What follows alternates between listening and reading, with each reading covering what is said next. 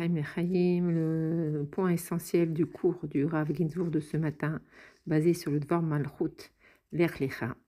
Alors le Rabbi explique que l'Erlicha est une paracha essentielle et fondamentale, parce qu'elle raconte, elle retrace la vie du premier juif, et donc nous donne la base de notre service divin. Alors dans cette paracha, il y a trois histoires essentielles. La première, c'est Avraham Avinu, qui a 75 ans et qu'Akadosh Baruch Hu, il lui dit de sortir de son pays, d'aller vers le pays où il lui montrerait.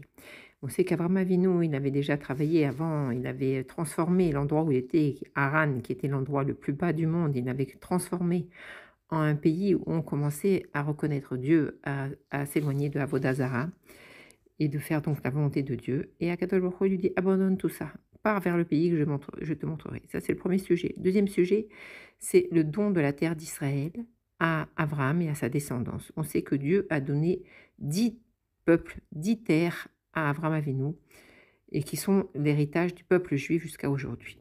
Jusqu'à aujourd'hui, nous avons conquéri les 7 terres et il nous reste 3 autres à conquérir. Et le troisième sujet, c'est la Brit Mila, la mitzvah de la Brit Mila qui termine la paracha. Et donc, Kadosh Baruch Hu demande à Abraham, à l'âge de 99 ans, d'accomplir la mitzvah de la Brit Mila. Et il accomplit tout de suite la mitzvah. Et il circoncis aussi tous les membres mâles de sa grande tribu, ses serviteurs et tout le monde. Et donc, la paracha, elle va décrire donc toute la vie d'Abraham de l'âge de 75 ans à 99 ans. Et ces trois histoires expriment l'essence de la Torah et du service divin. Et donc le Rabbi pose deux questions. Comment c'est possible de trouver un enseignement direct, concret, pour notre Avodat Hashem quand on lit l'histoire d'Avraham Avinu? Parce qu'on sait qu'Avraham Avinu, il a commencé le travail de préparation du monde à Matan Torah. Or, nous, on est bien longtemps après Matan Torah. Qu'est-ce qu'on peut tirer des actions d'Avraham Avinu? Et en fait, le Rabbi explique que en fait, on n'a pas encore eu le Matan Torah complet. Qu'est-ce que ça veut dire? C'est-à-dire que chaque jour, depuis Matan Torah, on fait la bracha Noten Torah. Donc, on évolue d'un cran. Chaque jour, on reçoit la Torah d'une manière nouvelle.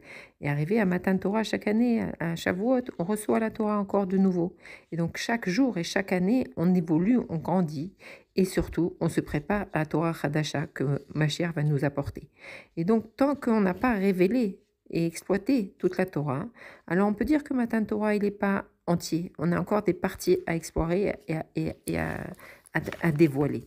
Et donc on se trouve en bête comme Avraham Avinu. On est en train encore d'avancer, de préparer le monde pour recevoir la Torah Hadasha Nikitetse. Et donc le Rabbi explique qu'Hachem, il nous a donné concrètement la Torah, mais la réception de la Torah, elle est par étapes. Et donc toutes ces étapes, on bien qu'on arrive à la fin, mais on est encore dans les étapes de réception de la Torah. Et c'est aussi la même idée avec la terre d'Israël. La terre, Dieu nous l'a donnée, il a donné 10 peuples d'une manière concrète, on peut le dire à Avraham Avinu. Mais pour acquérir cette terre, pour la dévoiler, pour dévoiler qu'elle nous appartient, alors ça se fait par étapes. Et la vraie réalité, le Hémet, c'est ce qui est défini par la Torah. Donc si dans la Torah, on lit que Dieu, il a donné les 10 terres à Abraham, à sa descendance, c'est que ces 10 terres, elles nous appartiennent. Maintenant, la manière de les révéler, de la possession de ces terres-là, alors elle se fait par étapes, d'une manière dévoilée. Mais la terre, il y a d'ailleurs des dîmes qui concernent cette terre-là, qu'on voit que c'est déjà la terre de Ham Israël. Donc la révélation, le dévoilement de la possession de cette terre, il se fait par étapes. Et donc, pour recevoir la Torah, chacun de nous, on doit faire un Lech Lecha. Et aussi pour recevoir ces 10 terres, ces 3 terres qui nous manquent, aussi on doit faire Lech Lecha. Une grande constatation qu'on peut faire, c'est que dans chaque génération, le peuple juif s'est entêté et a eu cette soif jusqu'à Messirut Nefesh de venir en Eretz Israël, de s'installer sur la terre d'Israël pour justement recevoir la Géoula. Et ça n'a pas toujours été facile selon toutes les générations, et on voit même à l'époque du Baal Shem Tov ou de l'Admor HaZaken, comme la vie en Eretz Israël n'était pas du tout facile. Et donc le peuple juif a respecté, a accompli la mitzvah de l'Er Lecha, si on peut dire, comme on le lit dans la paracha, simplement par le fait de vouloir, de s'entêter à vouloir vivre en Eretz Israël, d'avoir cette terre de vouloir vivre en Israël. Et donc c'était, si on peut dire, une action spirituelle plus qu'une action physique, puisqu'il était encore impossible de vivre sur la terre d'Israël. Mais dans notre génération, c'est complètement différent, puisque le rabbi précédent, le rabbi Rayatz, nous a dit qu'on avait terminé tout le travail de la galoute et qu'il fallait juste faire briller les boutons de l'uniforme, et que le rabbi nous a dit que même cela c'est terminé. On est déjà au seuil de la Géoula, tout le travail de décantation du monde, il est terminé. Nous sommes dans la période de recevoir Mashiach. Donc nous sommes dans la période où on doit faire l'acquisition de ces 10 terres, ces 3 terres qui nous restent. Donc on pourrait se dire, bon, il y a là, alors puisqu'on a commencé, on va continuer la guerre pour conquérir ces 3 terres. Mais le rabbi fait une névoie extraordinaire, donc dans l'année Nunbet, donc il y a 33 ans. Il nous dit que ces 3 terres qui n'ont jamais été appartenues concrètement au Ham Israël, elles nous seront données de bon gré par les nations du monde. Et si on regarde que ces trois terres aussi, elles permettent de comprendre que même la Torah, elle n'est pas complète parce qu'il y a une mitzvah de la Torah qui nous dit, c'est par rapport aux villes de refuge, que les villes de refuge, à l'époque de Moshe Rabbeinu, il a dû en décrire 2, une avant le Yarden, une en Eretz Israël, mais que la 3e, elle sera séparée, si on peut dire, quand Mashiach va venir et quand il y aura Israël complet. Donc, tant qu'on n'a pas récupéré ces 3 terres, alors même la Torah, elle n'est pas Beshlemut. Donc, on voit que la Torah, elle n'est pas entière et la terre, elle n'est pas encore entière. Donc, cette névoie du Rabbi, de nous dire que ces 3 terres, elles vont nous être données avec une bonne volonté au Ham Israël. Alors, bien entendu, quand le Rabbi a dit cette névoie et d'une manière claire, qui a été rediffusée dans les journaux, ça paraissait très surprenant.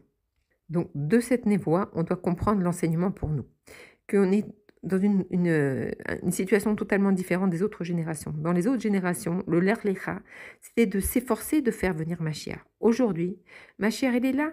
Donc, nous, on doit se préparer à rentrer concrètement dans la Géoula. Donc, on doit comprendre que même si les nations du monde, elles nous donnent de bon gré ces 3 terres-là, ça ne veut pas dire que directement, on va recevoir les terres. Alors, le Rav Ginsburg a expliqué. On voit que après la guerre de 66, on nous a donné le monde du temple, on nous a donné Yerushalayim. Et qu'est-ce qu'on a fait? On a rendu ces terres-là, parce qu'on n'était pas prêt à recevoir ces terres-là. Donc, il faut absolument se préparer à recevoir ce que les nations du monde vont nous donner, parce que sinon, on va continuer ce processus et on ne sera jamais sur notre terre, Chas v'Shalom. Donc, dans un premier temps, il faut diffuser cette névoie du Rabbi qui explique au monde entier et à toutes les nations que ces terres-là, elles appartiennent au peuple juif et qu'elles doivent être nous données de plein gré. On doit proclamer le Hémet de la Torah devant les Nations Unies. Et une chose extraordinaire, voilà, le commencement de cette névoie a commencé jusqu'à avant-hier. Alors, on avait la menace de Théman et des Choutim qui étaient, on craignait tout ce qu'ils pouvaient nous faire. Et depuis hier, d'une manière complètement incroyable et surprenante, leur chef a décidé de baisser les armes. Et ça, sans recevoir de pression de personne, ils ont décidé de baisser leurs armes. Et ça, c'est quelque chose d'extraordinaire. C'est vraiment un point de la Géoula clair et net. Donc nous, notre travail, c'est de se préparer à s'installer sur ces terres-là, concrètement, comprendre, accepter ces terres-là. Et parce que bien entendu, tous les Juifs du monde entier vont se retrouver sur la terre d'Israël, ce qui veut dire même les nations perdues, même les Juifs qui ne savent pas qu'ils sont Juifs, ils vont se retrouver sur la terre d'Israël. Mais surtout, c'est tous les Juifs de toutes les générations. Il va y avoir Triat Hametim, donc on va avoir besoin de toutes ces terres-là. Et donc, quand on va comprendre l'importance de la chose et la conséquence, alors oui, on va se préparer à recevoir ces terres-là. Alors bien sûr, ça doit se passer en étapes, mais comme on peut le voir, ça peut se passer très très vite aussi, en un clin d'œil. Maintenant, on doit comprendre qu'est-ce qui nous est demandé à nous, qu'est-ce que c'est ce l'Er Lecha qu'on doit faire. On voit une chose extraordinaire qu'il y a dans la Torah, il n'y a pas de hasard.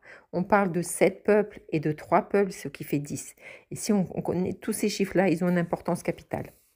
La Torah et la terre d'Israël, c'est le même sujet.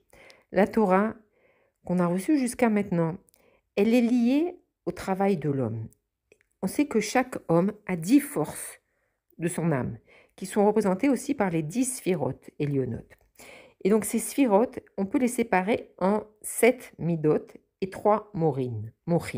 Toute la Torah qu'on a reçue jusqu'à aujourd'hui, et toute la Torah qu'on peut étudier aujourd'hui, elle est liée au morin des midot. Qu'est-ce que ça veut dire le morin des midot? C'est-à-dire, c'est l'intellect qui est lié aux midot. C'est-à-dire, bien entendu, que la Torah, elle a un côté intellectuel, et c'est pas simplement des sentiments, mais on a besoin, grâce à l'intellect, grâce à l'étude de la Torah, on va pouvoir agir sur nos midot et les transformer, les réparer pour qu'elles puissent transmettre la neshama. Et maintenant, c'est quoi ce chiffre 3? C'est la possibilité d'étudier la Torah et que le but, c'est pas de réparer les midotes, mais le but, il est totalement différent. Cette Torah, elle va nous permettre de connaître en profondeur Akadosh Baruch Hu. Et comme la Nourazaken nous explique dans le Tanya, que quand on étudie quelque chose et qu'on comprend et on s'intensifie en profondeur dans cette étude-là, dans ce sujet-là, alors le sujet, il devient une partie de nous, on devient un avec lui. Et donc, quand on va étudier la profondeur, apprendre à connaître Akadosh Baruch Hu, alors cette étude, ça veut dire qu'on va être unis avec Akadosh Baruch Hu. Et comme c'est écrit que toute la Torah qu'on étudie aujourd'hui, c'est comme Evel, c'est comme du vent par rapport à la Torah de Mashiach. Et donc, de la même manière que nous avons conquis les 7 terres et pas encore les 3 prochaines terres, c'est aussi la même chose dans notre nefesh, dans notre travail pnimi. Je peux conquérir mes 7 midot, je peux les transformer pour servir à Kadosh Baruch Hu, mais il reste encore 3 autres terres qui correspondent au Morin Be'etzem. Le Morin Be'etzem, c'est l'intellect qui est directement lié à Kadosh Baruch Hu et qui sera dévoilé que les Hatid Lavo. Donc le Rabbi nous explique que si déjà maintenant on est au seuil de la Géoula et que tout est prêt pour la Géoula, alors c'est un signe pour nous qu'on doit commencer déjà à révéler ce Morin Be'etzem. Et donc de faire un Lech Lecha qui va nous permettre d'acquérir ce morin. Alors comment dévoiler ce morin Be'etzem? Alors quand on va étudier les sujets profonds dans la Torah Chassidut, il y a des passages très très profonds, notamment de l'Anmura Emsaï, qui vont expliquer ce morin Be'etzem, c'est-à-dire qu'ils vont expliquer les sujets pour connaître Akadosh Baruch Hu, la profondeur d'Akadosh Baruch Hu. Mais le Rabbi de nous expliquer que l'essentiel pour vraiment s'unir avec Akadosh Baruch Hu, s'unir à l'essence d'Akadosh Baruch Hu, c'est étudier tous les sujets qui concernent Mashiach et Géoula. D'ailleurs, on voit une grande différence avec les sujets. Quand on étudie les sujets de Géoula et Mashiach, on voit qu'on atteint, on peut toujours évoluer et toujours comprendre encore plus de niveau en niveau parce que c'est justement le Ein Sof. Quand j'étudie les sujets de Géoula et Mashiach, je goûte concrètement à la Torah de Mashiach et je commence à faire ce travail concrètement de Lech Lecha, lève-toi et va-t'en, va vers la terre des 10 peuples. Ce travail n'est pas simple, mais le Rabbi dit que chacun peut y arriver. Chacun doit vouloir arriver au stade de l'étude de la Torah, pas simplement du niveau lié à ma conduite, au midot, au travail concret, mais arriver à ce niveau de compréhension de la profondeur des lokut qui est dans la Torah. Et combien il est apte à cela aujourd'hui. Et demain, il se rendra compte que ce il pensait être arrivé au maximum, il va voir qu'il peut encore beaucoup plus. Toujours dans cette condition de Ein Sof. Le Rabbi nous explique que chacun de nous a des forces dans sa nefesh. Il y a les forces dévoilées, c'est-à-dire se connaître ses possibilités, savoir comment on va agir dans tous les instants de notre vie. On a des forces qui sont un peu plus cachées, c'est-à-dire on sait qu'on possède ces forces-là, mais on ne les utilise pas. On les utilise que dans des moments très très spéciaux où il y a une urgence, et alors là on va dire on a fait Messirut Nefesh, on a sorti toutes ces forces. Mais il y a encore un autre niveau, c'est les forces qui sont complètement cachées. Et pour nous expliquer cela, le Rav Ginsburg, il a expliqué avec le feu. On sait qu'on gratte une allumette, on a du feu. Mais on sait par exemple que dans le charbon, il y a le feu, on ne le voit pas. Il faut du feu dedans, avec du vent, on va voir le feu. C'est-à-dire qu'on va révéler, ça représente aux forces cachées, mais qui sont facilement dévoilables. Il y a encore des forces beaucoup plus profondes, c'est comme la pierre à feu. La pierre à feu, on ne voit pas qu'il y a du feu dedans. D'ailleurs, on n'arrive pas à avoir du feu. Il faut lui donner un grand coup et frotter l'une contre l'autre pour sortir une étincelle. Ça veut dire que le feu, il est compris en elle, mais complètement voilé et caché. Et c'est en fait ces forces-là que nous avons en nous. Nous avons ces forces de Morin Be'etzem qui sont en nous, mais complètement voilées. Donc il faut prendre cette décision de faire le vrai Lech Lecha, c'est-à-dire le juif, il doit décider de remplir la volonté d'Akadosh Baruch Hu, d'étudier la Torah, pas seulement avec ses forces, mais aussi avec tout ce côté caché, complètement caché. Et pour cela, il faut réussir à faire des ridouchés Torah. Et on va même arriver à un moment où on va s'étonner soi-même. Comment j'ai pu dévoiler des paroles de Torah comme ça? Et même notre entourage va nous dire, mais d'où ça vient? Parce que justement, quand on aura fait tellement d'efforts pour arriver à se connecter à ce Morin Beitzem, à Kadosh Baruch Hu, il va nous ouvrir la porte, si on peut dire, pour qu'on ait accès à cet endroit-là. L'homme a l'habitude de se fixer des buts et en fonction de ses réussites, alors il se donne d'autres buts. Mais c'est-à-dire quand il arrive à un but, il se dit: «Ça y est, j'ai atteint mon but, je peux me reposer». Et le travail de l'Akhira, il est complètement différent. C'est qu'on n'a pas de but. C'est-à-dire qu'on rentre sur le chemin de l'Ein Sof. Comme Abraham Avinu, Dieu il lui a dit: «Va-t'en, je dirai vers où tu vas aller». C'est-à-dire qu'il rentre dans le chemin d'Akadosh Baruch Hu, uni avec Akadosh Baruch Hu, et c'est une union qui va de plus en plus haut, de plus en plus haut, de plus en plus haut. Et donc le point de départ, c'est l'abandon. Être capable d'abandonner toutes ces conceptions, toutes ces habitudes, toutes ces réussites, être toujours dans un mouvement où d'avoir besoin d'aller vers l'avant et de ne pas regarder en arrière et d'abandonner tout ce qu'on a pu avoir avant parce qu'on sait que quand on va rentrer dans ce chemin-là, alors on va vraiment se révéler notre moi profond et savoir vraiment pouvoir se s'unir complètement à Kadosh Baruch Hu. Et le rabbi nous explique justement pour terminer que ce travail ne se fait pas seulement de bas en haut, c'est-à-dire ce qu'on a dit, en rentrer sur le chemin de l'Erlera et d'être toujours dans une dimension d'abandonner tout ce qu'on a pour aller vers l'avant et aller vers le Ein-Sof. Mais aussi, on doit penser à notre entourage. Et donc là, c'est le travail de haut en bas. C'est-à-dire, quand je suis dans ce chemin-là, je ne dois pas oublier mon entourage et je dois faire tous les efforts vraiment au-dessus de toutes mes possibilités pour essayer d'atteindre chaque juif, quel qu'il soit, pour lui expliquer que le travail qui nous est demandé de faire, pour lui expliquer que ma chère, elle est là et qu'on doit se préparer à le recevoir. Et ainsi, pulvériser toutes les limites qui compartent.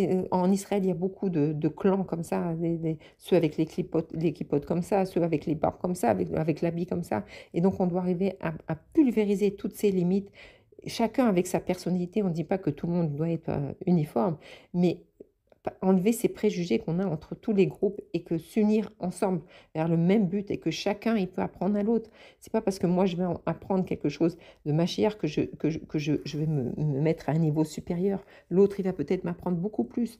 Et c'est cet échange-là qui fait que cette tardoute, quand on va révéler cette tardoute dans le peuple juif, on va révéler cette tardoute, l'ardoute de Akadosh Baruch Hu, on va mériter, Vayera Lecha Hashem, dans la paracha suivante, où Akadosh Baruch Hu, il se dévoile à Akadosh Baruch Hu, et voilà, que Bezrat Hashem, qu'Akadosh Baruch Hu se dévoile à chaque juif, et qu'on mérite la Géoula immédiate, avec tout le retour des otages, des soldats en bonne santé et une victoire complète. Yehi a donné nous mourir, nous verra nous Melech HaMashiach, l'Olam Vaed. Shabbat Shalom.